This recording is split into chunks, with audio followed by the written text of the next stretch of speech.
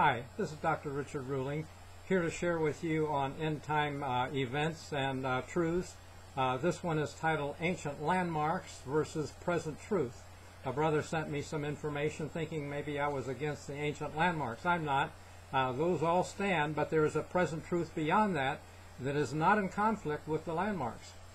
This is a quote now from Ellen White, and by the way, this YouTube the information or text will be posted below the YouTube, or click on a link below and you can see the article, and a link at the end will take you to where you can get a free book. Okay, the free book is on Sabbath Saturday. That's December 29. So take a look at the article and click the link and more information. The free book is about the destruction of Jerusalem as the first sign for end times. But we'll get this to the end at the end. Here's a quote from my favorite author, Ellen White. In every age there is a new development of truth, a message of God to the people of that generation. Now I've got to get this thing going. The old truths are all essential. New truth is not independent of the old, but an unfolding of it. It is only as the old truths are understood that we can comprehend the new. And it is the light that shines from the fresh unfolding of truth that glorifies the old. He who rejects or neglects the new does not really possess the old. That's Christ's Object Lessons, page 127. And here's another one that's very parallel. The time for the unfolding of special truth in relation to the closing scenes of this earth's history is during the last generations that shall live upon the earth. That's 2 Testimony, page 692 and 693. Special truths have been adapted to the conditions of the generations as they have existed. The present truth, which is a test to the people of this generation, was not a test to generations far back. And now we have to be honest. Ellen White was far back. Okay, she was not shown the new truth that is to be the test for our time, which we quoted in that first paragraph. She said late in life that we have many lessons to learn and many, many to unlearn. That's Counsels to Writers and Editors, page 37. So what is the present truth for our time? Christ said Elijah is to come first. He said, the quote from King James in Matthew 17, verse 11 says he must first come and restore all things. And we might wonder, what are those all things? Ellen White says someone is to come in the spirit and power of Elijah. That's 1 SM 412. We're coming to a time that I believe God is going to anoint really 144,000 Elijahs that will have power in their local areas to shut the heavens and turn water to blood. Those are that's in the verse 6 of Revelation 11.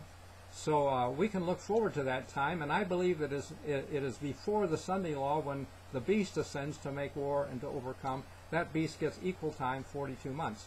So we're looking forward to things being restored, and I'm seeing that they are topics that have a sevenfold emphasis as clued by us in Malachi 4, verse 4 and 5, where you see Elijah and the statutes. And those statutes have a sevenfold emphasis. In Ezekiel 20, verse 11 to 24, we're familiar with the Sabbath as sign, but the statutes are linked to the Sabbath as a sign of God's people. Notice the S on the word Sabbaths, okay? Not just seventh-day Sabbath. And Ellen White saw these statutes as binding upon men in every age as long as time should last. That's in one Bible commentary, 1104.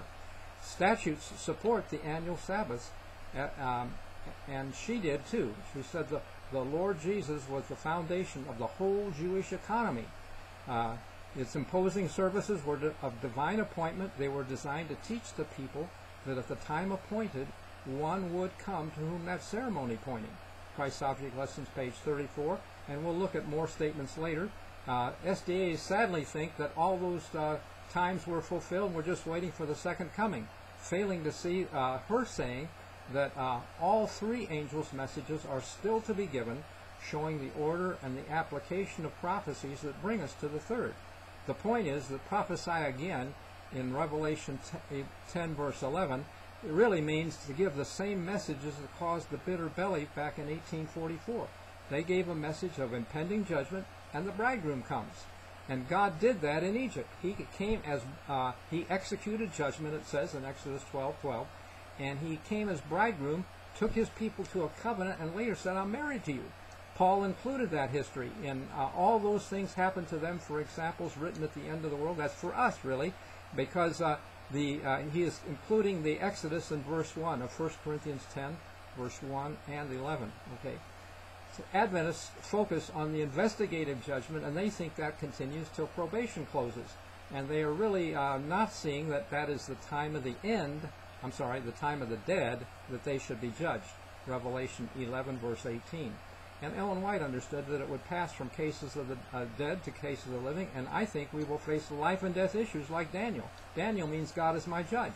And God can't judge us unless we're faithful. You know, we all claim we're going to be faithful, we're going to be faithful. Yeah, let's see. When we face life or death, then we will see who does. And Daniel's name meant God is my judge. And the judges were deliverers, as the book of Judges shows. So we can look forward to deliverance if we are faithful. But before that Sunday law comes, there will be life and death issues for us, because judgment begins at the house of God. And just like Cestius came in 66 A.D., planted the banner of the sun god, but it didn't stick. The Jews came out and chased the Romans away, so that really we have a parallel. The Pope came 3 years ago, and he was talking about Laudato Si and Sunday. So far we don't see a Sunday law, but sudden events when Titus came brought life or death issues, and really the Cestius coming was the sign for Christians to flee Jerusalem. They got out of there, but most Adventists still living in the cities and think they're going to witness and so on. Gospel-hardened people at this point, really, and we should visit the cities to warn them, but not be living in them, as Ellen White says, close reading. But we think, well, Ellen White wants us to be there. So prophesy again means the bridegroom comes again, as in Egypt, when God came, executed judgment, and U.S. is like Egypt. They killed babies in Exodus 1. We've aborted 60 million. And Egypt enslaved people. We've enslaved most people in different substances and alternate lifestyles, negative stuff, really. And God is going to execute judgment with an earthquake that will devastate, I believe, Southern California and hit Loma Linda, as Ellen White saw in 9 Testimony, page 92, 93, because they hijacked her school. They took it. It was supposed to be for natural remedies, and they wanted to teach pharmacology to be accredited. We chose a different king, just like Israel did, with accreditation. And now drugs are a leading cause of illness and death.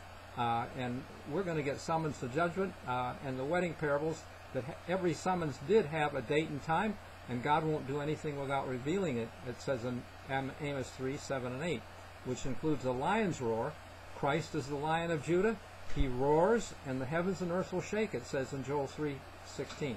This includes the sun and moon signs in the previous verse, and we saw those sun and moon signs in 2015. So all of this is fitting together very good if you're just looking in the right places. There are a dozen texts that could be given to support the annual Sabbath, but let's just focus on Christ's words at first, to watch. It's a protection, really. 3 texts that protect us. Revelation 3:3, he says, if you don't watch, I'll come on you as a thief. Matthew 24:43 is about the good man, if he'd have watched, would have not suffered his house to be broken. And the word watch means Gregorio, from being awake. That's how Christ used it in Matthew 26, verse 38 to 41. He said, watch with me. Couldn't you be awake 1 hour? It would really be unfair for Christ to ask that if there weren't clues for when. But the wedding parables all fit Passover imagery, and Paul said those holy days are shadows of things to come. He didn't say they were, like they had been all fulfilled. He kept them. Acts 20, verse 6, he was with Greeks in Philippi.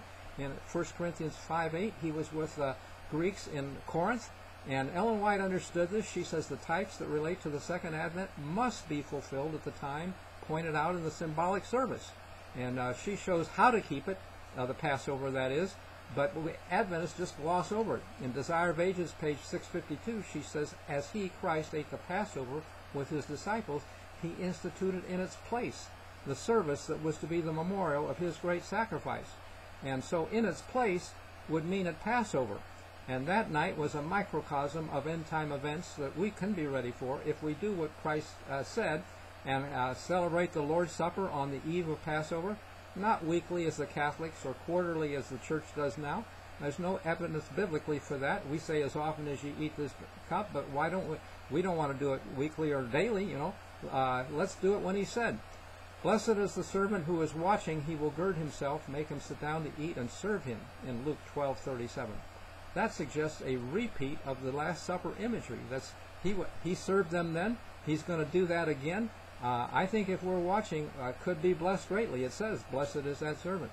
And Christ's closing parables all support the Passover, though, imagery, but 1 month later, as the days of Noah, or like a man traveling to a far country. That's a quote from Matthew 24:5, and those are provisions for Passover because Israel didn't travel in winter, but if they took a long journey in spring, couldn't get back, they were to keep it the second month.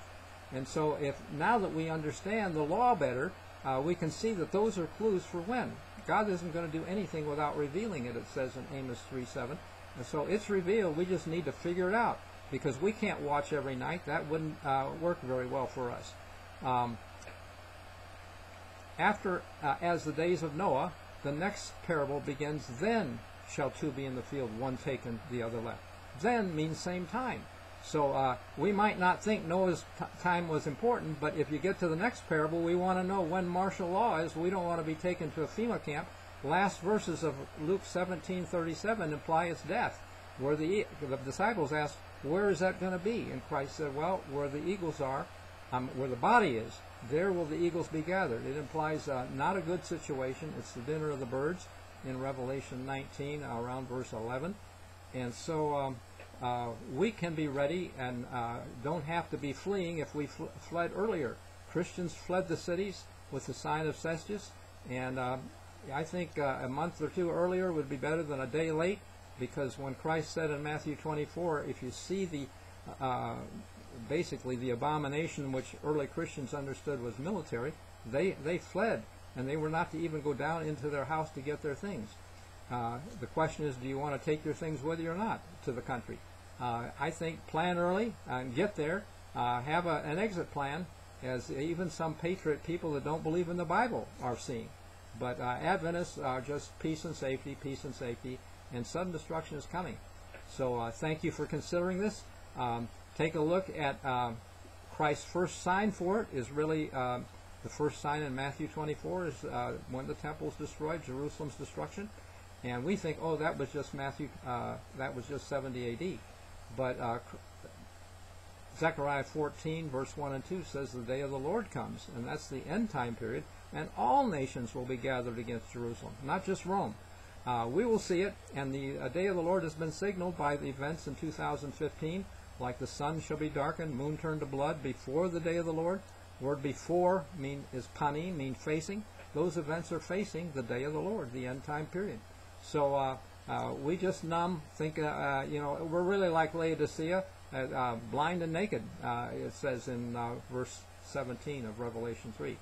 So please give these things some thought in order that we can be prophesying again. I believe those who prophesy again and study it and say, hey, it's coming, will be in advantage ground. They will watch and pray and get the book that's linked at the bottom of this article.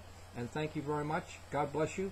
Wise virgins will be sharing their light with others to get them to see. And so, and don't forget the book is free on Sabbath tomorrow. Thank you so much. God bless you.